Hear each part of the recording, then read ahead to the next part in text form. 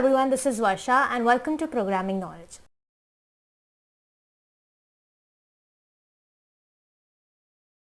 Now this tutorial explains how to use the Git for the project version control in a distributed environment while working on web-based and non-web-based applications development. Now if you follow this tutorial, you can learn many basic functionalities. You will learn the commands, the tools, how do we use the commands of Git on Git Bash terminal, and also we will learn the difference between Git and GitHub. And after completing this tutorial, you will find yourself using the Git version control system where you can upload your projects. Okay, so let's get started.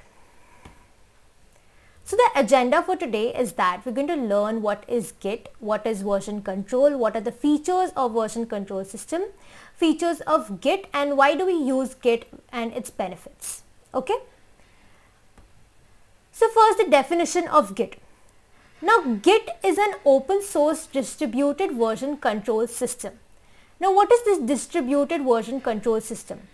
Distributed means that instead of switching the project to another machine, we can create a clone of the entire repository. Now if you find this very confusing, this definition, we will understand what is distributed version control in the next tutorial when we will learn what are the different types of version control with an example. Okay, so for now let us understand that Git is an open source, it's free, it's just open source, and it is a distributed version control system. But what is this version control system? Version control system is a system that records changes to a file or a folder. Whatever changes you make to your file, it will record that so that you can recall specific versions later. Okay, so this is what version control system is. Now what is the functions of the version control system? First thing, it allows the developers to work simultaneously. Now if I am working on a project with many developers, suppose the first developer A is made some changes and committed those changes. Then the second developer, that is B, can review those changes and again make some changes and commit the projects. So this way many developers are working simultaneously. Okay, so it allows the developers to work simultaneously, and it also does not allow the developers to override their changes. Like whatever changes A has done, the B cannot override those changes. It also maintains a history of every version. Every version that is created, it is recorded so that we can recall those versions later. So that's the major function of VCS, that is the version control system. Coming to some features of Git. The first feature is open source. As I said, Git is an open source distributed version control system. Git is an open source tool and it is released under the GPL, that is a general public license. Okay. Coming to speed. Now Git is very fast. You can complete all the tasks in a while, and most of the Git operations are done on local repository. So it provides a huge speed. Okay. And since it tracks the changes, so it can roll back to the previous state also. So this is also one feature of Git. And we can easily recover our files also. It saves a lot of time. It saves time because Git is a lightning fast technology and each command takes only a few seconds to execute. As I said, the speed of Git is very fast. Okay. Now coming to the last feature, that is the staging area. Now what is the staging area? Here you can see this diagram. The staging area is a unique functionality of Git. Now it can be considered as a preview of your next commit.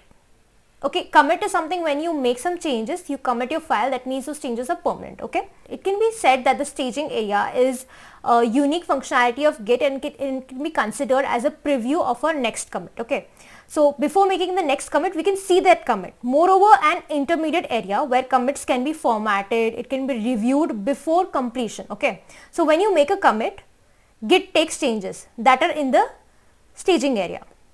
Basically what I'm trying to say is this staging area is considered as a place where Git stores the changes. Okay, so this is what is staging area, and this is one of the most important feature of Git. Now some of the benefits of Git, it saves time. We can work offline except for some of the operations like cloning the project or pushing the project or pulling the project. We need a network connection at that point of time. That cannot be done offline, but when you make changes, you can work on your local repository and you can do your work offline as well. And when we can also undo the mistakes, we can track the changes, whatever there is there, we can track the history of changes that is done. So this is one of the benefits of Git. Now one of the questions that comes in mind is, why do we use Git?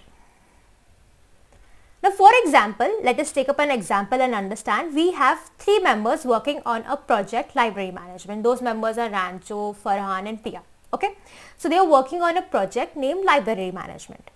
Now while working, Rancho saves the project as library management.zip. Okay, and Farhan saves it at library management1.zip, and then Pia saves it at library management1_edited.zip.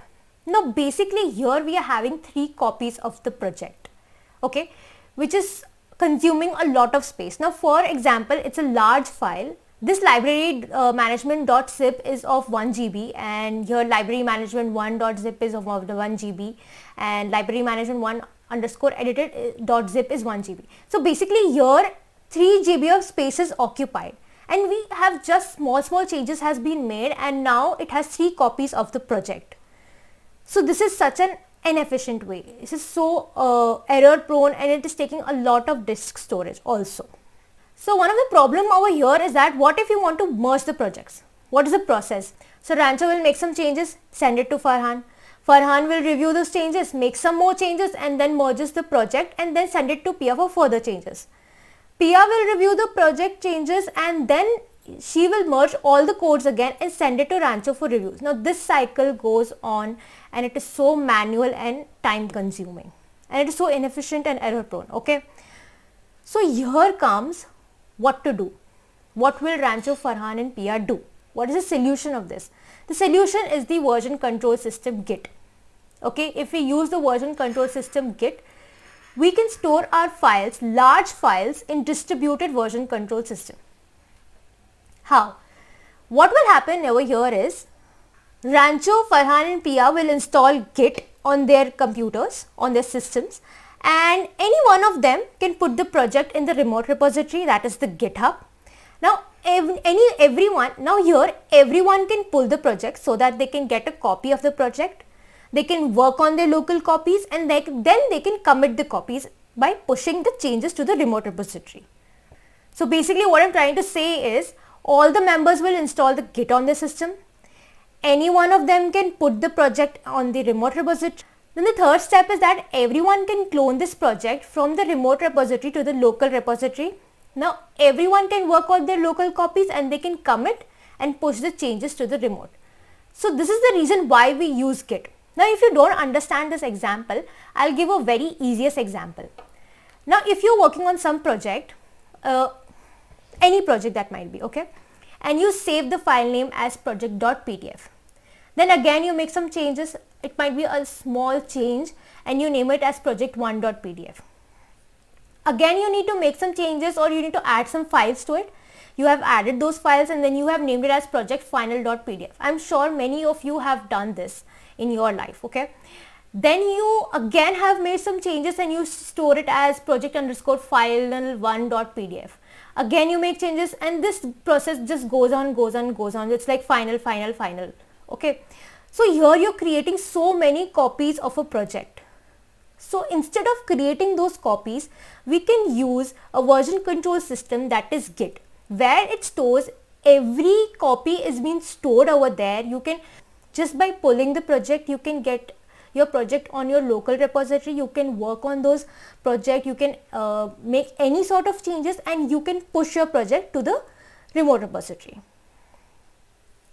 So this is a small example of Git. While working in companies, we have large files, we have huge projects. So working on Git helps all the developers to simultaneously work. Okay, and I have explained also the features of Git and also some of the functions of it. So that's the reason why Git is very powerful, and we need to use it. So today our agenda is the types of version control, how was Git created, and some of the Git terms that is usually used. So let's get started. First, let us understand the types of version control. Now in the previous tutorial, I explained that Git is a distributed version control system.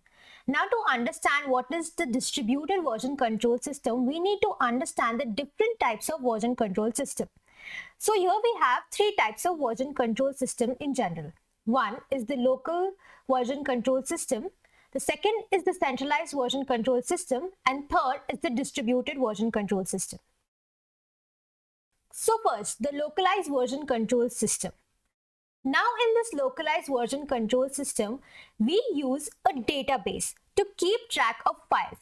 Here you can see we have the version database over here in this example, in this diagram. So we use the database to keep track of files. So on a local machine, there is a database, and every time we store a code, there will be change in the database. So there is a one-to-one interaction between the developer and the local machine. Now, one of the example of localized version control system is the revision control system, that is the RCS, which is not generally used now. We use the distributed version control more.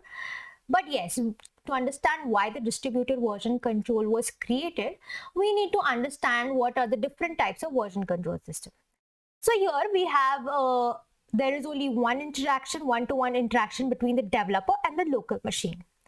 Let's take up an example and then understand. Here we have a developer and his name is Raju. Okay. Now, for example, if Raju stores all his files in his local machine, this is his local computer, and he saves all his file in the local computer. And if his system just stops working for some reason, what will happen? He will lose all his data, and there is high chance of error, and also there is single point of failure. There's a single point of failure because if his system stops working for some reason, he will lose all his files. In short, all the changes that were made or the projects that he created will be lost. So there is a high chance of error and there's a single point of failure, and that is the biggest drawback of localized version control system. Now, because of this drawback, we have the centralized version control system. Now here in the centralized version control system, we have a central VCS server. So basically we have a server and a client relationship over here. So the server is the master repository, and basically what I mean over here is that the project is on our server.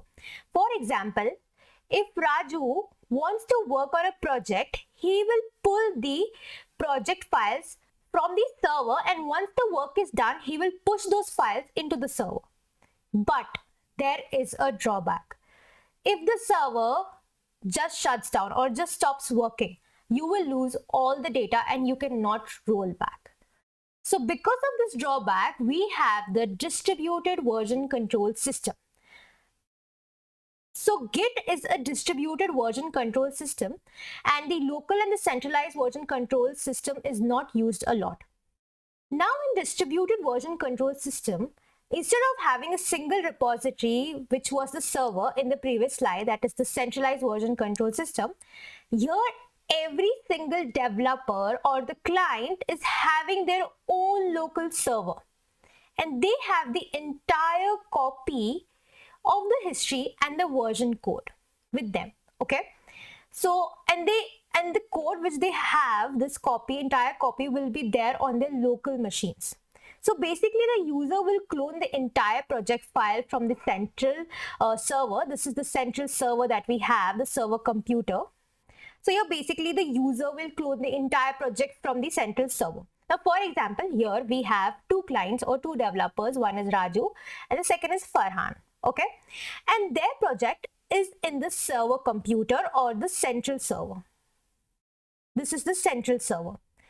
Now here Raju and Farhan will take a clone of their project. They will take the clone of their project. Now this central server will contain the project files, the like version 1, version 2, version 3. These are the project files that the server computer will contain. It will have all the project files, and the developer will clone their project and do whatever changes they want to, and they're changing the files in their local server. This is an important point. This developer, like for example Raju, is making some changes in their files and they are doing it on their local server. And when they are done with the changes, they will move files to the central server so that the changes are visible to the other developers for over here, so that the changes are visible to Farhan. Farhan can see those changes, whatever the changes are, he can give a review to Raju. So all these things are in a distributed manner. So now, what if the central server goes down? This central server just goes down. What will happen?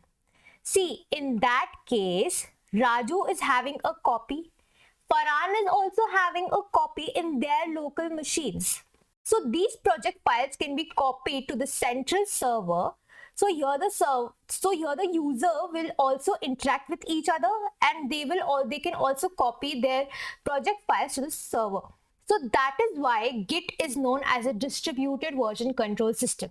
So don't you think this distributed version control system is the most powerful version control system? Here we have so much of user interactions. Also, there is no disadvantage of losing the data, and if the server also goes down, each and every developer is having their own project files in their local machine, so they can copy it back to the server computer. So this is all about the distributed version control system. I hope things are very clear so far, and if you have any doubts, then please ask in the comment section. I will definitely reach you out. Now let's proceed. Here we will get into somewhat a history of Git. We will understand how was Git created. So the creator of Git is the Linus Torvalds, and he is also the creator of Linux. As many great things begins with destruction, so Git also began with a bit of destruction and some controversies. So here there is a small history of it. It's not that lengthy. So what really happened is, in 1991 to 2002, the Linux kernel was in development, and the exchange of files was through patches or archive files, and there was no version control system at that point of time. But as the project was growing, so the creator of the Git realized that we need to use a version control system. So they started using a BitKeeper version control system. Here it is. This is the BitKeeper version control system. Now from 2002 to 2005, they were using the BitKeeper version control system. But there were some controversies in 2005, that is the relationship between the community that they developed, the Linux kernel, and the company that was the BitKeeper, they broke down. That is, there were some controversies, and the company said they decided that this tool is not free of charge anymore. Okay, so now basically this act prompted the developer of the Git and the community to develop their own tool based on some of the lessons that we learned in the BitKeeper. Like BitKeeper was a version control system, so they learned some lessons that what sort of a version control system it is, and they started creating their own tool. So when they were creating their own tool, there were some goals of the new system, that there should be speed, there should be simple design, it should be fully distributed, and it should be able to handle large projects like the Linux kernel efficiently with speed, and they should accommodate large data size as well. Now this is how in 2005 Git was created. Now since its birth in 2005, Git has evolved and matured to be the easiest version control system. It's amazingly fast, and there are very different features also I have explained in the previous tutorial. So it's very efficient with large projects also. So this is how the Git was born. Now moving to the terms that we generally use, or we will use in this entire tutorial. The first is the directory, which means the folder. Then we have the terminal or the command line, which means the interface for text commands. CLI, that is the command line interface, and CD means change directory. When we need to change the directory from C to D, we will use the CD command on the command line. Then one of the most frequent term that is used, that is a repository. Now basically repository is the place where our project or folders are kept. Now there are two types of repository. One is the local repository and the next one is the remote repository. Local repository, Git local repository is the one on which we make local changes. Typically, this local repository is in our computer. Like here you can see, this is the local repository, it's in our computer. Whereas remote repository is the one of the server. It is a machine situated which is just miles away, and it is a server. So basically what I was explaining in the previous slides about the centralized version control and distributed version controls, the server was the remote repository and the local repository was the computer which Raju and Farhan was using. Okay, so this is the local repository and remote repository. Coming to GitHub, I will explain what is GitHub and what is the difference between the Git and GitHub in the next tutorial. But yes, GitHub is a website to host your repositories online. It is basically a service. Okay, so it's a website to host your repositories online. We will understand GitHub in the next tutorial more easily. Then we have clone. Now I have been using clone many times. So basically clone means it brings a repository that is hosted somewhere like GitHub into a folder on your local machines. Basically you are just copying a project onto your local machines. This is what clone means. Add, that means the git add command will add files to your contents. Commit means it is used to record the changes in the repository. Push, now pushing is basically an act of transfer commits from your local repository to the remote repository. As I explained in the previous slide, what is the remote repository and the local repository. So basically, you will transfer from your local repository to your remote repository. Similarly, pull is the inverse of push command. It fetches and merges changes from the remote server to your working directory, that is the local repository. Now basically the git pull command is used to pull a repository. You will pull the repository, you will commit some changes, and then you will push it back to the remote repository. These are the basic git terms that we'll be using in the entire tutorials, and then there are many more, and if we come across any of the terms that is different from all these terms, I will definitely explain. So today we are going to understand what is GitHub and what is the difference between Git and GitHub. Also we're going to have some installations of Git, so let's get started. So now, what do you think is GitHub? Like, do you also feel that the Git and the GitHub are the same? Let me tell you, they are not the same. They are different. Now, GitHub is basically a Git repository hosting service. I know there is a lot of technical terms coming in here. Let's take up an example. So, for example, here I have the command prompt. Okay. So this is the command prompt, and if I type cd, okay, cd slash, and then I type d. So I'm changing my directory, right? From C directory, I'm changing to D directory. Now this operation can also be performed in a different manner. If I simply just open this PC, and here I can see I have the C drive, I have the D drive, I have E and F. I can simply just click on the D drive and I can see all the files that is present on my D drive. Okay, so this is how I can change my directory by using a graphical user interface. Same goes with Git and GitHub.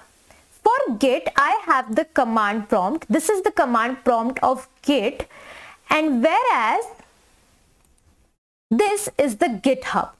Okay, so as I said, GitHub is a Git repository hosting service.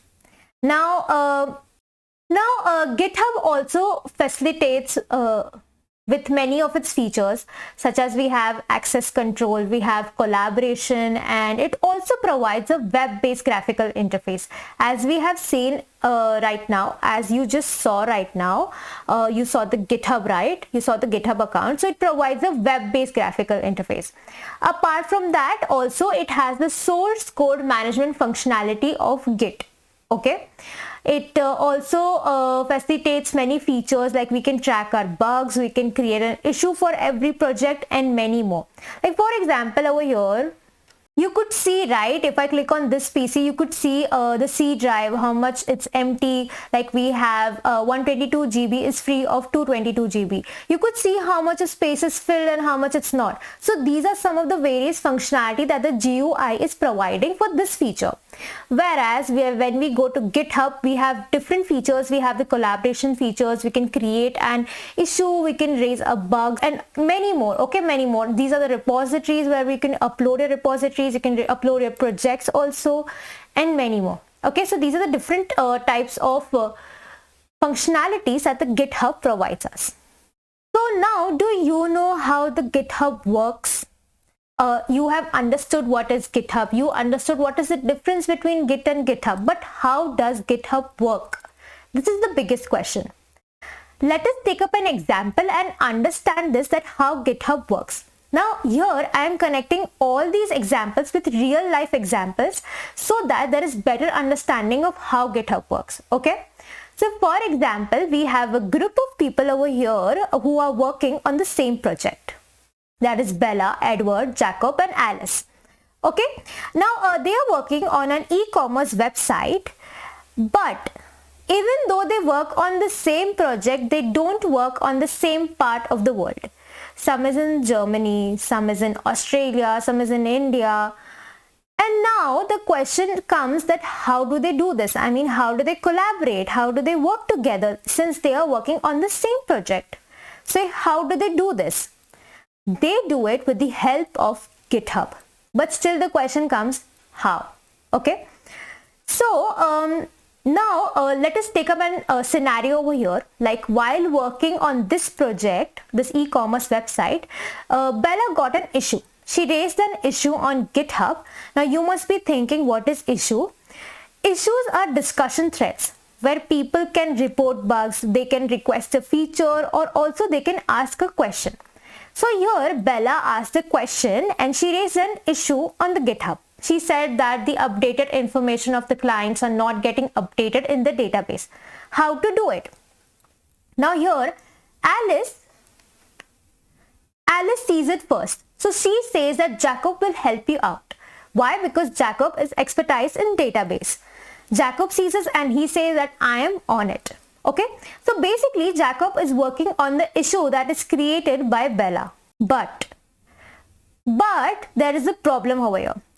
Jacob said that now the product is used by many customers. There are multiple people are using this database right now and need to have a smooth functionality. We need to have an efficient functionality and a smooth functionality, right? So Jacob needs the platform to experiment his ideas to solve the problems. So what did Jacob did? He was working on new feature so that it should not hamper the other functionalities. What he did is he created a branch of the code. Okay, he created a different branch of the code that is just an alternate timeline where he can just safely make his changes, test those changes, like are those changes working or not, or also he can add some new features to it. It's just an alternate timeline, okay, which Jacob created.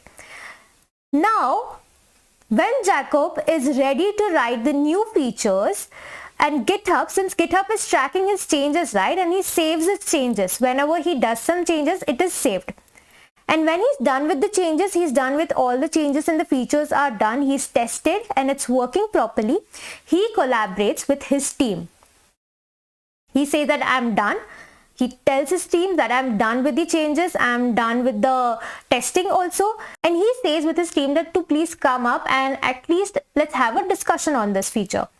While discussion, many people discuss together and they come to a point where Edward says that we can make this more better. We can add more functionality to this and we can make this product more better. Since the best part over here is that on GitHub, like everyone is having a copy of the project. So now if Edward is having an amazing idea, he can add it to the code himself. Like here you can see this is the Edward branch of code. This is the code which Edward created. Okay, he just took a branch of the code and he added his functionality. Since it's on GitHub, he is having the copy of the code.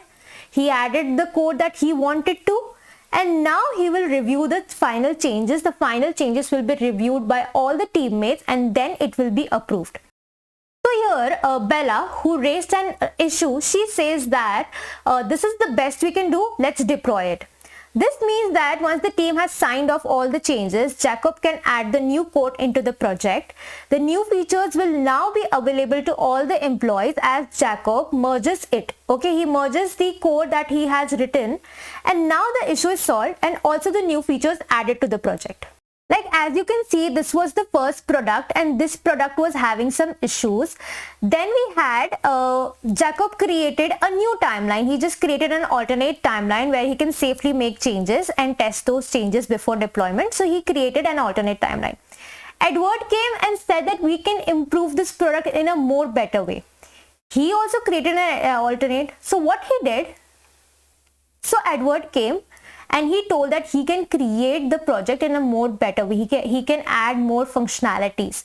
So he added his branch of code in the project. Since GitHub is having a copy of the project, since everyone is working on GitHub, so they have the copy of the project. So if Edward is having some amazing idea, he can add it to the code himself.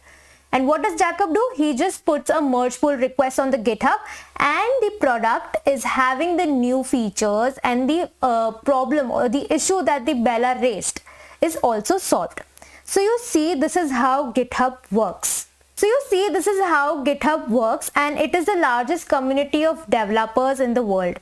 Like millions of people are sharing their projects over here. So now we can say that GitHub is a platform where people can solve their problems by building their softwares together. So I hope that you understood that how GitHub works and you got to know the difference between the Git and the GitHub. Now let's take it to a more deeper level. Let's understand the proper difference between the Git and GitHub. Now Git is a software, whereas GitHub is a service. Git is a command line tool. Like I have showed you an example of the command line. So this Git is a command line tool, whereas GitHub is a graphical user interface. It is a GUI. Okay. Now Git is installed locally on the system, where GitHub is hosted on the web. We need to install the Git, whereas GitHub we just hosted on the web. Okay.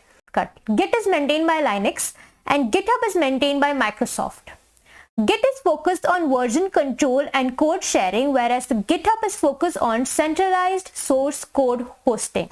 As I said, GitHub has many other features which Git does not have. Okay. Now Git is a version control system to manage the source code history, whereas the GitHub is a hosting service for Git repositories. It is just a hosting service for Git repositories. Okay. And yes, Git was released in 2005, whereas GitHub was launched in 2008.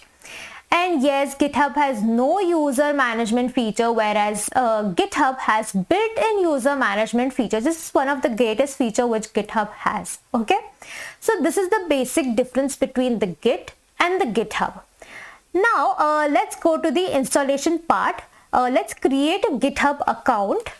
So now let's create the GitHub account. This is the GitHub official page where you can create your account. So first we need to write our username. So I'm going to write tutorials-git, and here it says tutorials git is available. Now you need to enter any of your email ID. So here I'm entering my email ID and also the password. So the password needs to have, it says that there should be at least 15 characters or 8 characters, and there should be a lowercase and a letter and also a number. So depending on your requirement, just keep a password that is according to the validation that is given over here. And here just click on verify. And here it says that pick the spiral galaxy, just pick any one of them.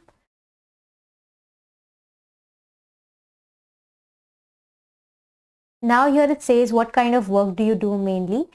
I am a software engineer. I write a code and also I educate people. So I'll just click on, since this tutorial is to educate people, so I'll just click on I educate people.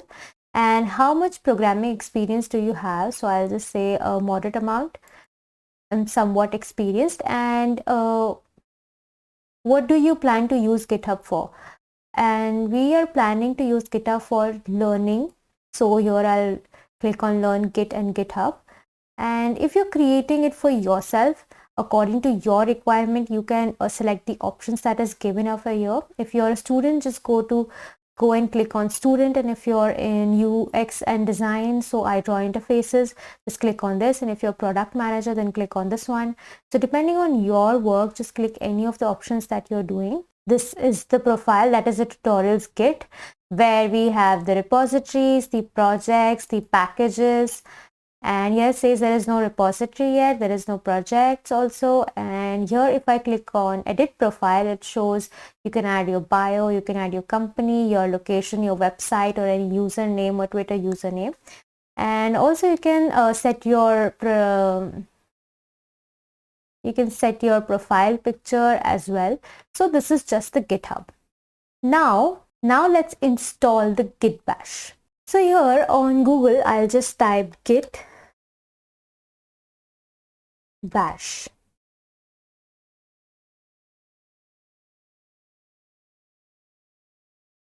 So here just go on downloads Git. And here you can see we have the Mac, we have Windows and Linux. So I'll just click on Windows. Since for Mac it's already downloaded, but for Windows you need to download it. In Mac, you don't need to download your Git bash because it's already downloaded for you. So here it's taking some time and it's done. So I'll just click on this.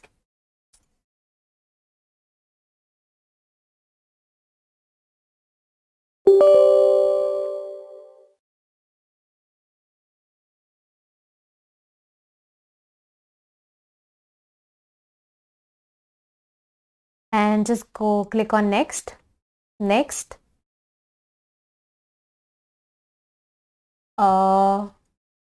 Additional icons I wanted on the desktop also, and that's it. Go to next, go to next, go to next.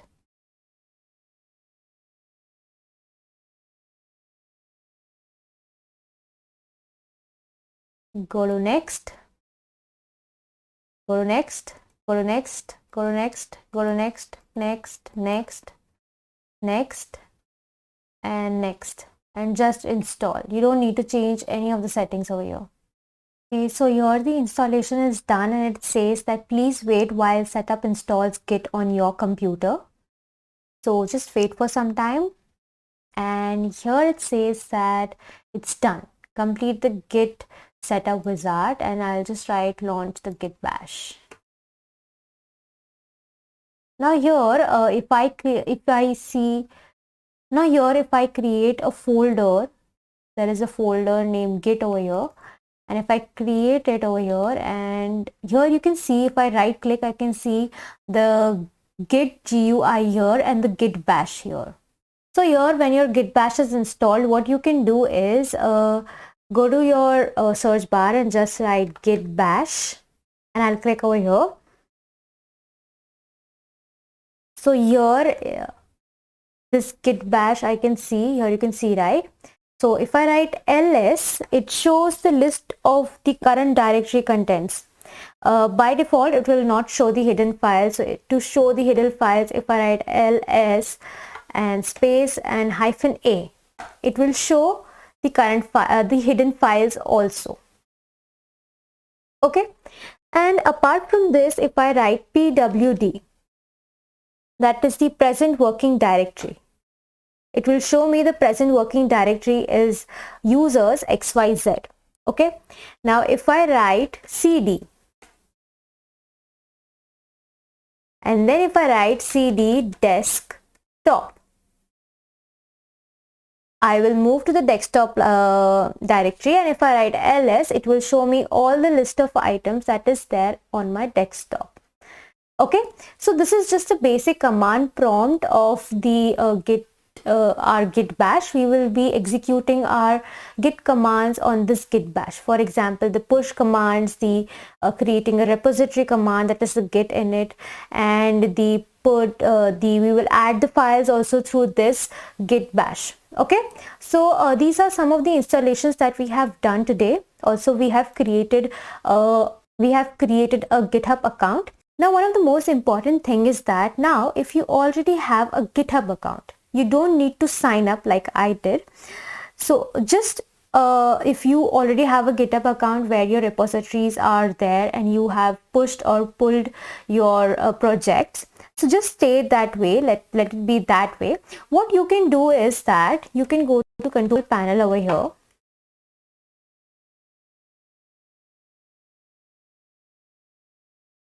And in control panel, go to credential manager.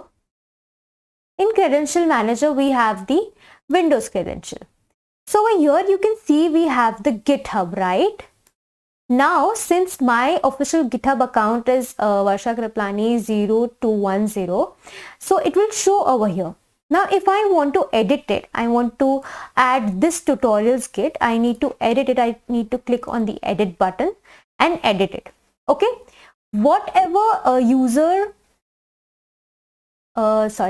whatever username or the password is given over here, that account will only be accessed and you can push or pull your projects in it.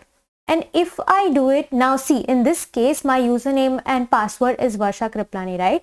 So if I add my projects to tutorials Git, it will not happen. There will be an error, okay, through Git bash. So if I do it through git bash, there will be an error. Whereas over here, if I'll just create a repository and add it directly, okay, if I want to add it. But through git bash, it will create an error. So that's why I am saying that if you have already created your account, you don't need to create it again. And if you are creating it again just to learn how the GitHub works, so just remove it or edit the link that is given over here, edit the username and the password that is given over here so that you can perform all the operations properly. Okay, so I hope that you understood that how GitHub works. So in today's tutorial, we're going to learn how to create a repository, how to add files to a repository, how to commit files, and how do we push files in the remote repository. After pushing the files, you will also learn how to delete a particular repository. And also at the end, I will be providing you with a Git cheat sheet in which you will get all the Git commands so that you get hang of all the Git commands easily. So let's get started. So here you can see this is the GitHub profile that we had created in the previous tutorial, that is a tutorials Git. How to create a GitHub profile, how to install the Git bash, I have explained in the previous tutorial, so you can have a look at it first. Now here this is the GitHub profile that you have. Now to create a repository, here you can see there is a plus sign. You simply need to click over here and here you have an option which says new repository. Click on new repository. Now over here, it says that you have to enter your repository name. So in this case, I will name it as test repo. You can name it anything. For example, if your project name is e-commerce, you can name it as e-commerce repository. The repository name can be e-commerce, or if you have any other project like library management or anything, you can name it that way. So in my case, I will just write test repo. Now the next option that here you can see is the description box. Description box means here you can add a little bit description about the repository. So here I will write, this is a demo tutorial of GitHub on programming knowledge. Okay, so I have added a little bit of description about this repository. Now comes an option for public or private. Now public means anyone on the internet can see this repository, but you choose who can commit it. Whereas private means you choose who can see and commit this repository. It is totally private. So in my case, I will put it as public. Now initialize this repository with add a readme file, a git ignore file, or choose a license. Now you must be thinking, what is this readme file? Now this is where you can write your long descriptions of your project. You can tell how to initialize your particular project, what are the prerequisites for the project. So it is a detailed version of the project that you have put on over here. Then you have the .git ignore, in which you can choose which files not to track from a list of templates. Like here you are given a list of templates and you need to choose which files you don't want to track. Then you have choose a license. Now a license tells that others that what they can do and what they cannot do with your code. So this is all up to you, but since I don't want anything during the initialization, I will not tick any of the button over here, any of the checkboxes over here. So I'll just simply click on create repository. Now once I have already created a repository, now its name is test repo, we will add files in this repository. How do we add that? We will add it through git commands. So what I want you to do is now I want you to create a folder over here. So I have created a new folder and I will name it as git. Inside this git, again I will create a new folder and I will name it as git demo. Now in this git demo, right click and here you get an option which says git bash here. Now if you have installed your git bash properly, which I explained in the previous tutorial, you will get this option, and if not, then please go to the previous tutorial and install your git bash again. So this is the git bash that we have now. What we are going to do is first we are going to initialize. This is the first step that you need to do whenever you have a new GitHub account. Okay. Now I have already created a repository named it as test repo on our GitHub, that is a tutorials GitHub. If you have an old GitHub account where you have already added your files and stuff, then you don't need to follow this step. But if it is a new account and you're learning GitHub for the first time, you need to initialize your username and user email. So the very first command that you need to write is git config global user name, and after this you need to write your username. So in my case it's tutorials git, and I will simply enter.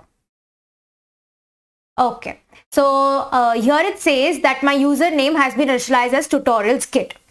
Now if I write git config global, and I'll write user dot email, and here I will write my email, and my email is, and here I will press enter. So my username and email has been initialized over here. So to check here, I will simply write git config -- list. And here you press enter, enter, enter, enter. And here you can see your user.name is tutorials git, and here your user.email is been set. Okay, so our username and email has been set over here. Okay, so now the next thing that we're going to do is we're going to create files in this folder, that is the git demo folder. We need to add files to the repository, right? For that we need to create a file. For that we're going to write touch and file.txt. Press enter, and then you can see that there is file.txt in my git demo folder. Again I will create a new file. I'll write touch file1.txt, and there you can see another file1 in git demo folder. Now one of the most important thing that we need to understand is that to add these files in our repository, that is the test repository, test repo, this repository, we need to make this git demo folder a repository. For that we are going to write git status. Now you must be thinking, what is this git status means? So git status is one of the most important and the frequent used git command. It basically means that it displays the state of the working directory, and it is one of the most important command also.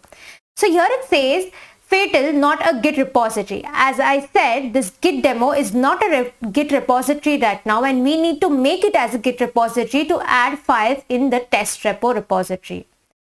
For that we need to write git init and press enter. So here it says initialize empty git repository in, and the location is being given over here. So this basically command creates a new git repository. Now once a repository is created, what you can do is you can go on view, and here you can select the hidden items, and here you can see that you have a folder .git. So once your folder, your git demo has become a repository, it will create a hidden folder .git. You don't need to delete this folder, just let it be hidden. If you want to verify if your folder is a repository or not, you can simply go on view and click on hidden items, and here you can see that there is a .git folder present over here. So now we have created this git demo, git repository. Now what we want to do is we want to track the status. So let's write git status, and let's see, it says that on branch master no commits yet. There are untracked files, that is the file.txt and the file1.txt. Nothing added to commit, but untracked files are present. Now see, there are two types of file in Git, that is the tracked files and the untracked files. Now you must be thinking, what are tracked files or what is untracked files? So let's first understand what is untracked files. Untracked files are the files that exist locally, but they are not the part of the Git repository. In untracked files, the file's change history will not be recorded, and it will not be pushed into the remote copies of your repository. So when you run a git push command, it cannot run because it is not tracked. Whereas tracked files are the files that stores the change history, and it can be pushed to the remote repository whenever we run a git push command. Okay, so this is the basic difference between the tracked and the untracked files. Now how to convert these untracked files to tracked files? For that we need to write git add and the file name. So in my case, first I will write a file.txt. And here it's added. So I'll write git status so that I get to know the status of the working directory. And here you can see that the file.txt is in green color, whereas file1.txt is in red color. Because file.txt is a tracked file now, whereas file1.txt is untracked file. So now we need to add file1.txt to track also. There's a shortcut for it. Just I'll write git add and a dot, which means that it will add all the files that are present in this git demo folder will be tracked. So here you can see, I'll write git status, and here you can see that both the files are tracked now. Now to keep it in the repository that we have on our GitHub profile tutorials Git, we need to commit these files. For that I will write a command git commit m and a git message. So let me write first commit, and here I'll press enter. And here it says that the commit has been done. There are 2 files changed, there is 0 insertions, there are 0 deletions. Okay. Now after this, just write git status so that we get to know the status of the current working directory. And here it says on branch master and nothing to commit, working tree clean. Now here you must be thinking, what is the meaning of branch master? So the default branch name in Git is master. And that is why here it is written on branch master. So as you start making commits, you are given a branch master that points to the last commit you made. And every time you commit, the master branch pointer keeps moving forward automatically. Basically, in short, it is just a default branch name in Git. Okay. So now let's do one thing. Let's make some changes in this file since we have not written anything. So I'll just click over here and write, hi, I am Varsha Kriplan, and I'll just save this. Similarly in file 1, here I will write, welcome to programming knowledge, and please like, share and subscribe this video. And I will save this. Now we have made some changes over here. Okay. So since we have made it some changes over here, we will write git status so that we get to know some changes that we have done. And here it says that it is in red color and it is said modified. Since we have added some lines, that's the reason why it is saying modified. Okay. So now what we have to do is we need to write git add again. So all the files are added. Then after that, let's write git status. And here it says that the files are being tracked now. All the modified files are being tracked right now. Now here I will write the commit statement, git commit and -m, and here I will write after changes. And let's press enter. Okay, so here our files have been committed after the changes. So here it says 2 files changed and there are 3 insertions over here. Now we have to add these files to our repository. This repository, test repo repository. What to do? For that we need to write git remote add origin, and here we will paste the URL. That is this URL, that is the HTTPS URL. I'll simply copy this and I will paste it over here and press enter. Okay, so if I write git remote, so here if I write git remote, I get origin. Now you must be thinking, what is this origin? We have given a short name as origin to this entire URL. So when I write git remote, we get origin. The origin means this HTTP URL. Okay. So now if I want to push my code, I need to push my code so that the files are added in the repository. So what I do is I write git push -u origin master.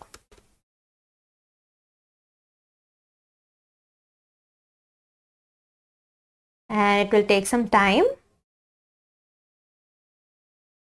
So here it says enumerating objects 7 done, and the files have been pushed.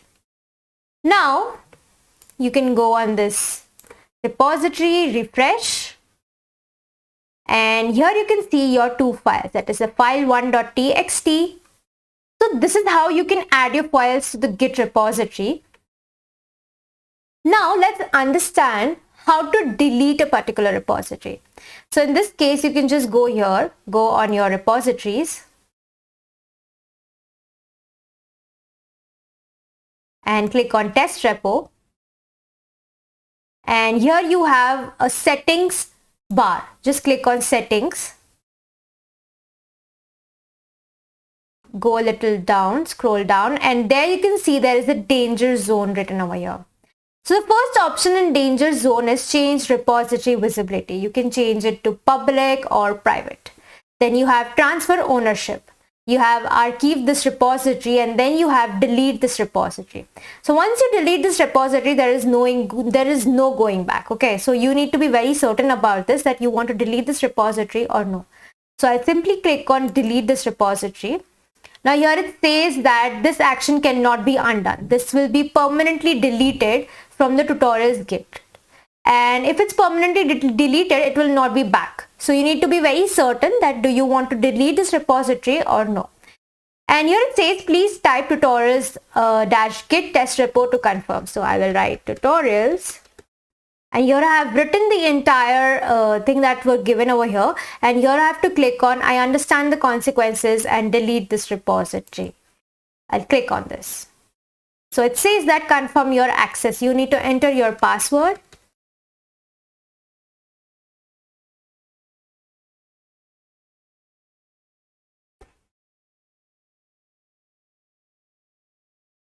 And here your repository is being deleted.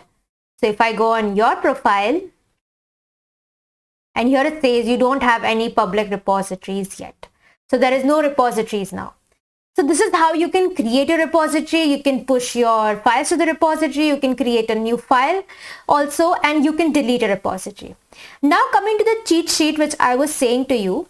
So this is a simple cheat sheet that I found on internet, and it is very precise and very easy to understand also. Here it says all the installations that we need before starting with GitHub. Also the setup that we have seen, that is the git config, the username, the user email, and how to set it. All these configurations we have seen. Also how to write git.init and the commands that we used today, that is the git add and the file name and the git add dot. Also the git status file, so that it shows the modified files in the working directory. Also it is staged for your next commit or not. All these different commands have been given over here. We will be using these commands for the entire tutorial, and these are quite simple, and that's the reason why I am putting the link in the description, so that it's easier for you to download this cheat sheet. So this is all for today, and in the next tutorial we are going to learn about the 3-staged architecture of Git. For this, you need to have a good hang about the Git commands that we learned today, because we are going to use these Git commands to understand the architecture of Git. So in today's tutorial, we will understand about the architecture of Git. Also, we're going to install the hyperterminal. I'm going to explain you how to install the hyperterminal. Also, we're going to know about the Git cracking. What is it and how is it used? I will explain you that also. So let's get started. Okay, so before we start the architecture of Git, in the previous tutorial, we learned how to actually commit a file, how to push a particular file into our repository, GitHub repository. So just like have a quick demo of it. So what I'm going to do is right now, let's create a file in F drive. Okay, so I'm creating a new folder over here, and I will name it as test repo. Okay, and we are using the git bash, so I'm going to right click over here, and here there comes an option of git bash here. I click on git bash. So this is our account, our GitHub account. So first we will create a repository over here. So I'm creating a new repository. I will name it as repo, and click on create repository. I have explained in detail how to create a repository in the previous tutorial. I'm just giving a quick recap of what we learned. So this is the git bash command that we have over here, the terminal we have. So here first we'll create a folder. So to create a folder, we will write touch and file 1.txt, and our folder is created over here. This is the folder that is created. Now once the folder is created, let's see the status of it. So let's write git status. I have explained in detail about all these commands in the previous tutorial. If you want, I will give the link of the previous tutorial in the description box. You can have a look at it. Now the git status says that it is not a git repository. So if you want to push any file to the git repository, you need to first turn the folder to the git repository. So for that, first we're going to write git init, and it says that initialize empty git repository in the folder. So now here you see we have a .git folder, and if you can't see, you can go on view, and here you can tick on the hidden items. Once you tick, you can see that there is .git folder over here, which means that this folder, this test repo folder, is now a Git repository. Okay, so once you have written git init, now let's see the status again. So I'm going to write git status, and here it says on branch masters.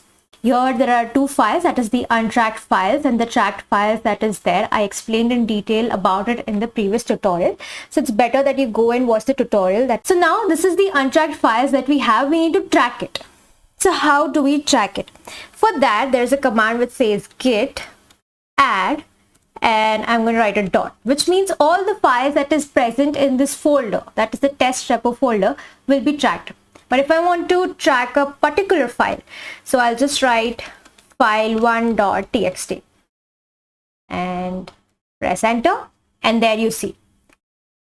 Let's write git status, and there you can see that it is turned in green now, and it says no commits, yes, changes to be committed.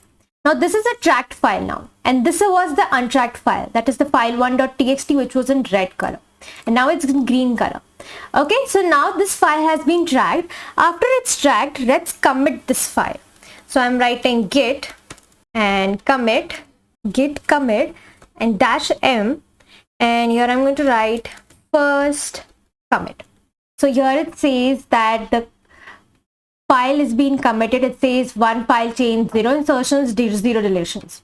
Okay, now we have committed this file with the message. I have written the message over here, first commit. After commit, we are going to write git remote, and after remote we're going to write add origin, and here we're going to place the HTTP. This is the HTTPS link that we have, right? This URL needs to be placed over here. So I'll place this and press enter. So now we can push our file. For that we can write git push and dash u origin master, and there you see our file is being pushed. So let's check this out now, and there you see we have file1.txt. Okay, so this is the entire process which we learned in the previous tutorial. This is what we learned. Now let's understand about the architecture of the Git. Now this is the entire architecture of Git. You can say this, that this is the entire life cycle of a file that is present in the folder. The Git folder that we created in the F drive, right? The folder test repo, and there was a file 1.txt that was present right now, and we were writing git add, and we were committing it, we were pushing it, right? So this is the entire life cycle of a file, but also this is the Git architecture that we have.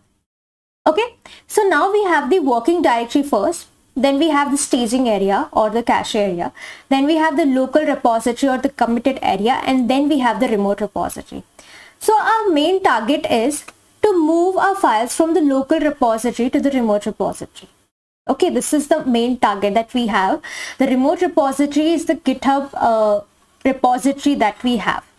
This is the GitHub repository. This is the GitHub repository, right? This is the repo repository that we have. So our main target is that we need to move our files to this repository. Over here, the life cycle goes this way, that we have first the working directory, we have the staging area, we have the local repository or the committed area, and then the remote repository. So when our file, that is the file1.txt, is in the working directory, we are working on it. Okay, so what was the first command that we wrote? Do you remember? The first command was the touch file.txt, that is, we created a file. After that we wrote git status, in which it said that it is not a Git repository. The folder is not a Git repository. After that we saw that once the folder is not a Git repository, we wrote git init, and after writing git init, it showed that the folder is now a Git repository. After knowing that it is a Git repository, we wrote git add. Do you remember? We wrote git add. That is, we were adding the files to the staging area, from the working directory to the staging areas. Before, the file was untracked, but by writing git add, the files became tracked and it came to staging area or the cache area. So once it is staged in the staging area, after that we committed it to the local repository or the committed area. For that we have written git commit dash m, and there was a message, that is the first commit message that we had written over here. After it goes to the committed area, we need to move it to the remote area. To moving it to the remote area, we say that we need to push a file to the remote repository. For that we write git push dash u origin master. Okay, so this is the entire process. Similarly, if you want to pull, what we'll do is we go to the remote repository, we write a pull command, and our file is pulled to the local repository. Okay, so this is the entire working area or the working life cycle of a file. First it is in the working directory, then it goes to the staging area. After going to the staging area, it goes to the local repository or the committed area, and then it goes to the remote repository. So this is the entire architecture of Git. Now since we are done with the architecture of Git, let's install the hyperterminal. Now you must be thinking, what is hyperterminal? Like for example, when we code a program for Python, we use a PyCharm, right? So when we code a program for Java, we use Eclipse or IntelliJ IDE. So these are different IDs, right? Similarly for terminals, we have the CMD, that is the basic terminal. We have Git Bash. We have a hyper terminal also. There are many differences between the Git Bash and the hyper terminal.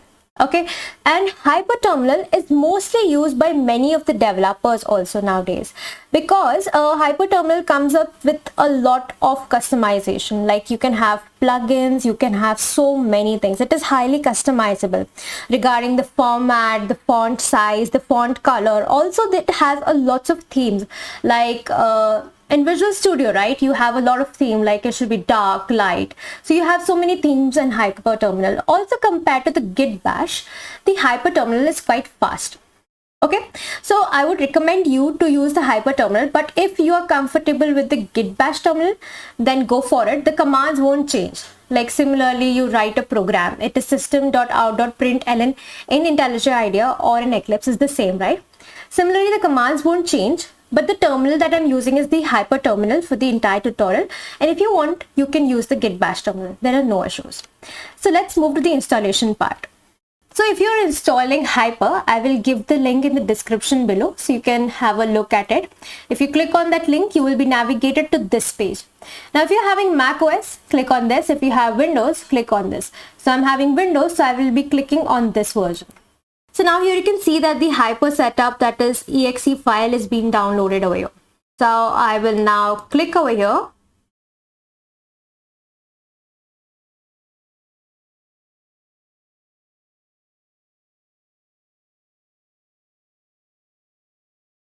Okay, so this is the Hyper terminal that you have over here. It is similar to the Git Bash, but it has a lot of features as compared to Git Bash. So I would recommend to download the Hyper terminal, but if you're really comfortable with the Git Bash, you can go with it. So this is the Hyper terminal that you have. Now there's one thing that you need to do. So now if you're a Mac OS user, you don't really need to do this, but if you're using Windows, you need to change the log file, that is the config file over here. So for that, you need to go to Edit, go on Preferences, and over here just Control A and delete the entire thing. Now I will be giving this link of a GitHub account. You need to copy this entire log file that you have over here, and you need to paste it over there. This is for the Windows users only.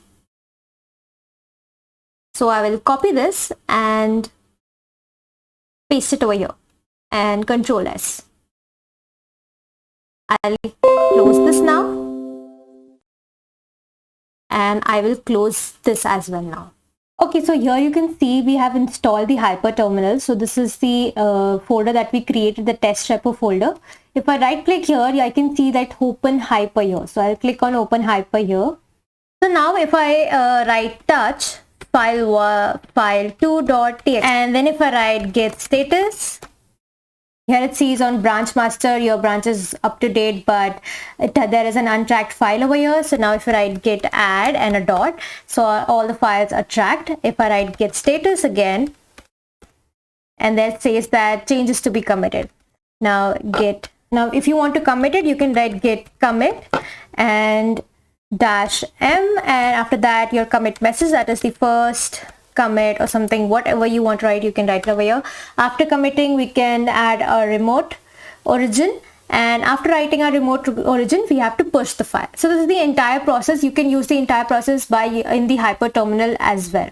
If you're using the Git Bash, it's the same process. If you're using the Hyper terminal, it's the same process.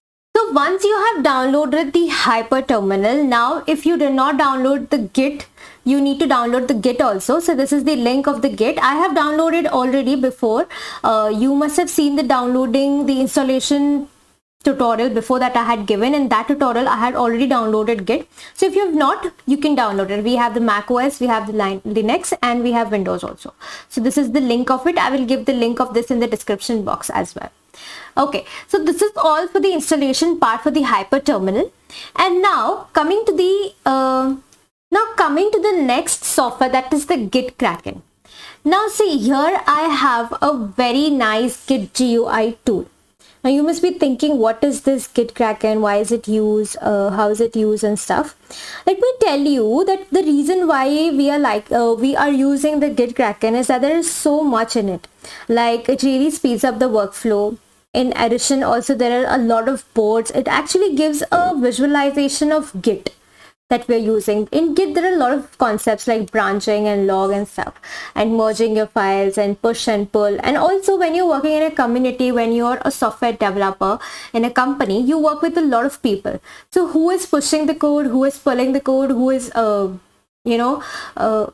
who is editing the code, who is doing what at what time, you get to know everything visually. Like here you can see, this is the dashboard that you can see, right? So these are the dashboard which shows the visualization of the entire. There is a local, remote, pull requests. There are 93 pull requests that were done. Also there is local, remote, and issues that were raised. Also now if you have like a GitHub account, you have a GitLab account, you are using the Jira software, you're using the Trello, you're using Jira Cloud. Also there are so many things you need to integrate all these, right? So you can integrate all these things also in the software. Now see, let me open it. I have downloaded already. I really like the GUI of this software, so I would recommend you, if you're working as a software professional in a company, you can use this.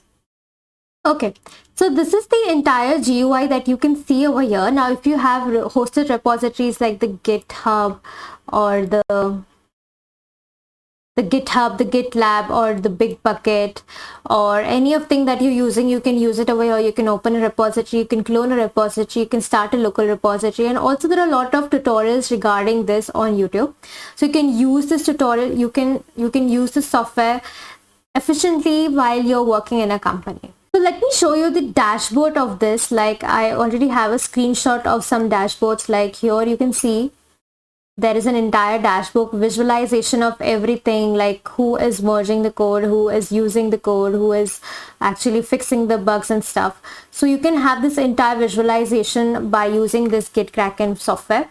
Also there are a lot of things like what are the changes needed, what are in progress, what are the pull requests made, the completed things that we have done, who has completed and what has completed, what projects has been completed. Also there is a lot of documentation, updated list. You can see there are so many people added over here. So these are the GitKraken boards that you can use while using this software. So there's a lot of advantage of using this software, and that's the reason why I actually introduced this software. So in today's tutorial, we will understand what is the difference between GitKraken and GitHub. Now, in the previous tutorial, I explained about the GitKraken. I also showed some of the installation process about GitKraken, and there were a lot of comments asking that is there any difference between the GitKraken and GitHub. So today I'll be explaining you the difference between both these terms. Also, we will categorize some of the Git commands so that it's easier to learn. Also, we're going to learn the new Git command, that is the git diff command, and how is it used and what is it all about. We're going to learn that. So let's get started. So the first thing comes is, what is the difference between the GitKraken and GitHub? See, basically GitHub and GitKraken both are different. They are not the same. And GitHub can be classified as a tool, like it is a code collaboration tool, and also it has the version control. Now I have explained what is version control before in the previous tutorials. If you haven't seen those tutorials, you can go back and see those tutorials. Also, code collaboration means you can collaborate your code on GitHub, whereas GitKraken, it is a source code management. It manages your source code. It shows the pictorial representation about the git pull, the git push commands. So basically, it manages the source code. It shows the git commands, the issues, the push commands, and everything in a pictorial form. So that is what GitKraken is. And GitHub is open source, but GitKraken is not open source. It's not free. GitHub is free. You can host your websites for free, whereas on GitKraken you cannot. And yes, of course, there are a lot of companies which use GitHub, that is the Netflix, Udemy, and many other 1,000 leading companies use GitHub. Whereas GitKraken is used in companies like Apple, Google, Microsoft, Amazon. These are some of the leading companies which use the GitKraken developer tools. So this is the basic difference about the GitKraken and GitHub. Okay, so to summarize, first thing, to control your code, you can use Git. There are other methods also to control your code, but we can use Git. Now to host your code, you can use GitHub, you can use GitLab, you can use Bitbucket. Now we choose GitHub. Now to get a Git GUI so that you can work easily. Now what happens here, we write the Git commands like git push and git pull commands. Whereas if you want to push your project just by one single click, you use the GUI. that is the graphical user interface. For that you have the GitKraken and the GitHub desktop. Okay, so mostly GitHub is mostly used and it is the most used tool by many of the users. So we're going to use the GitHub. Now understanding the git diff command. So before that, let's categorize some of the git commands that we have learned previously into different categories so that it's easier for us to learn. Now to know the categorization, what I did is simply just go on knowunite.com. And here I have given the entire categorization of all the git commands. I will attach the link in the description box below. So this is the git commands over here. So if you click on git commands, and here you can see the different git commands. See, as along we go on learning some of the commands, I will keep updating this sheet. But for now, I have given the git configuration commands. There are some of the 2 git configuration commands that is mostly used. I have done those git configuration commands. I have explained about it in the previous tutorial. You can have a look at that.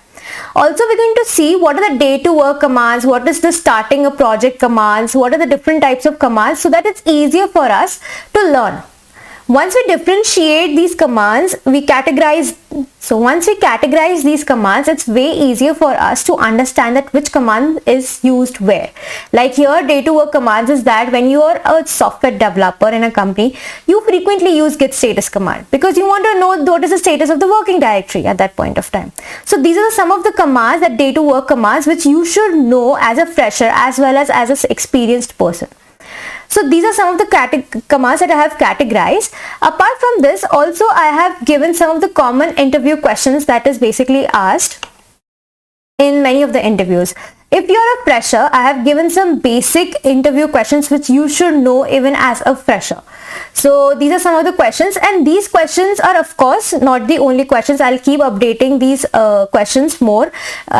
These questions are divided into basic, intermediate and hard questions. So if you are a fresher, go for the basic one, and if you want me to discuss all the answers of these questions, please write down in the comment section that discuss the answers of these questions. Also, you can search it on internet anywhere, you will find it. And these questions are very common and they are mostly asked in many of the interviews. And it's also basic requirement. See, if you are really good at GitHub and handling those projects and version control system, it is always an advantageous part for you in interviews. So I have designed a basic interview questions, and these questions are very basic. I will keep updating the sheet as we learn new commands about Git. So these are the different questions that is based on the commands that we have learned till now. Like we have six videos till now, and these are the commands that were used in all the videos, and these are the questions on those commands. So if you have any doubts regarding any of the question, you can comment down so that I can answer you, and I will definitely reach you out. I will attach both these links in the description box below, and it will be way easier for you. So today, as I showed you those git commands, first we're going to go with the day to work commands. We know what is git status is. We know what is git add command. If you don't know, you can go back to the previous tutorial and watch it. You know what is git commit. Now we don't know what is git diff and what is this git diff stage, what is this git diff head. So we're going to understand this git diff command more properly in the coming videos. Okay. So now this is the GitHub repository that I have created. That is a test repo repository that I have created already over here in my GitHub account. Now what I'll do is I'll go on my F drive, and I have created a folder. I've named it as Git repo. Here I will just right click, and you have an option of open Hyper here. Now if you don't know what Hyper is and why I have installed this, I have explained everything about the Hyper in the previous tutorial. You can go and check it out there. And if you're facing any installation problems, you can reach me out on the comment sections. First thing is that we're going to create a file. So how do we create a file? We write touch file 1.txt, and there you have created a file over here in your Git repo folder. Okay, so after creating a file, what is this command that we write? We have done this many times in the previous tutorial. So that is git status. So now the status of the working directory. So here it says it's not a Git repository for now. So here once we have created a file, we have seen it's a Git status is not a Git repository. We need to turn it to a Git repository. For that we write git init, And here it says that initialize git empty repository. It has initialized the git empty repository over here, and here if I write git status again, I can see there are untracked files over here.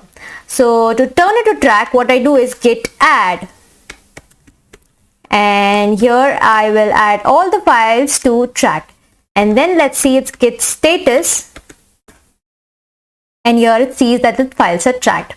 Okay, so still now there were no information in the file that we have created. This is the file that we have created, and there is no information over here. Okay, nothing we have written. So let's use the git diff command. Now you must be thinking, what is this diff command? Okay, now let me tell you, diff command is basically used to track the difference. It is used to track the difference between the working directory and the staging area.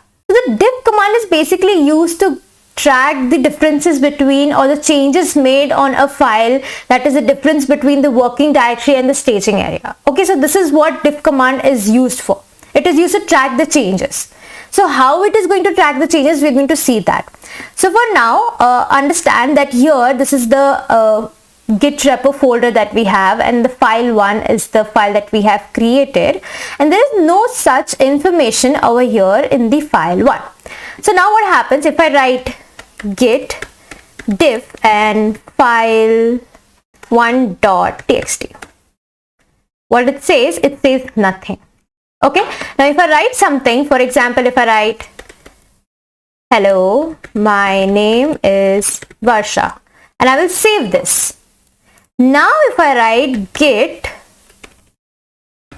diff file1.txt and if I press enter, there you see I have some of the entries over here. I have got something written over here, that is the diff git a file1.txt, b file1.txt, and some of the index numbers and minus, plus, and a lot of numbers and everything over here. What is all this? We're going to learn what is all this. Okay, so this was the entire different statements that we got after running the git diff command. The first thing we saw was the git diff a demo.txt, b demo.txt. This demo is the file name. Here it can be file1.txt or a.txt or b.txt or anything. Okay, the demo is the file name. So here it's written a demo.txt and b demo.txt. What is this a and b over here? And what are these index numbers? We're going to learn all this.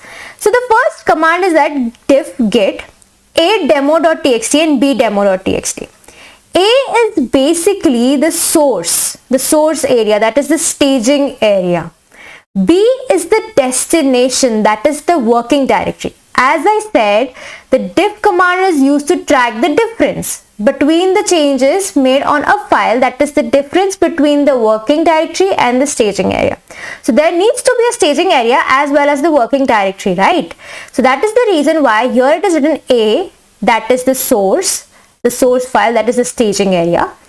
B, that is the destination file, the working directory. Now if you don't know what is staging area and the working directory, I had explained that in the previous tutorial. Go back to those tutorials and please watch it out. But still, I'll tell you what is this working directory. The working directory is where your file is. So if I write git add command, it goes to the staging area. So we are going to know the difference between these files. What is the difference between the files? Whatever data we have given over here in the file, it is there in the staging area or it is not there in the staging area. This is what we're going to learn today. So git diff a demo.txt, that is the source, the staging area. B, that is the destination, the working directory.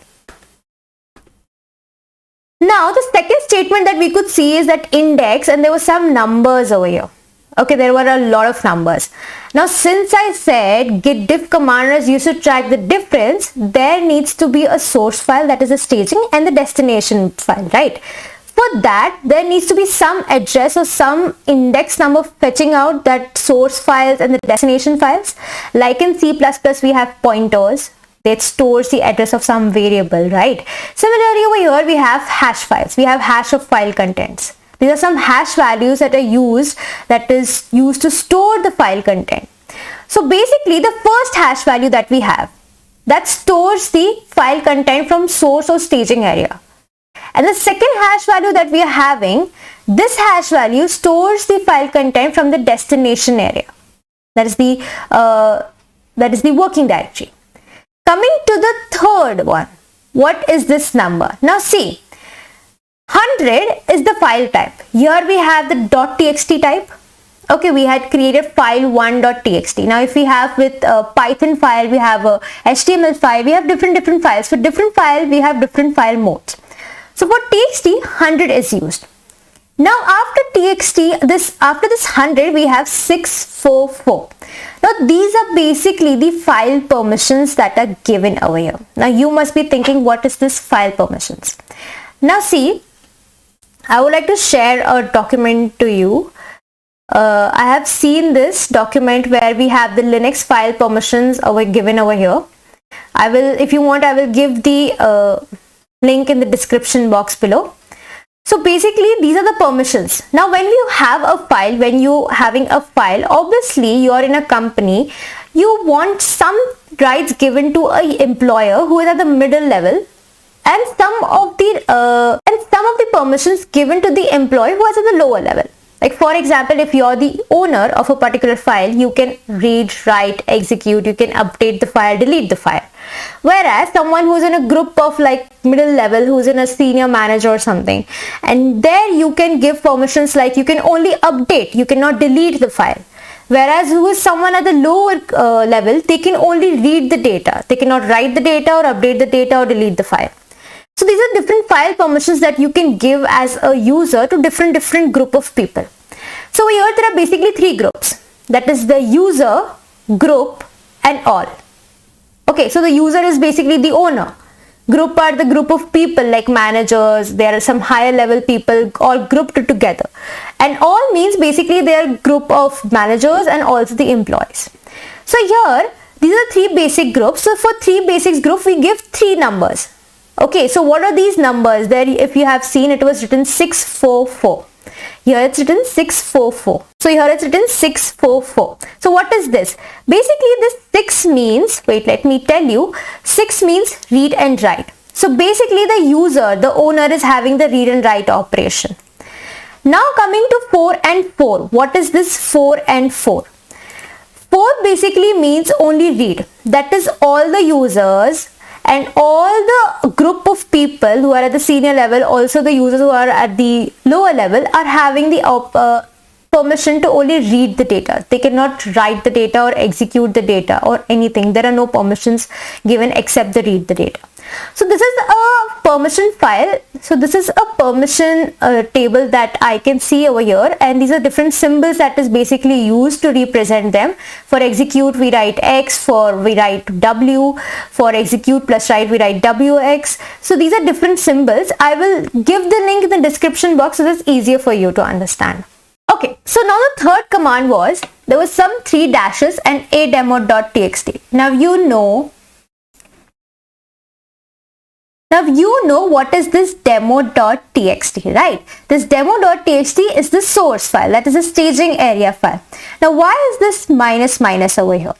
Now see, basically this means that I will show the representation of this. This is the working directory or the destination file, that is the b.demo.txt, and this is a staging area. Here I had written hello, I am Varsha.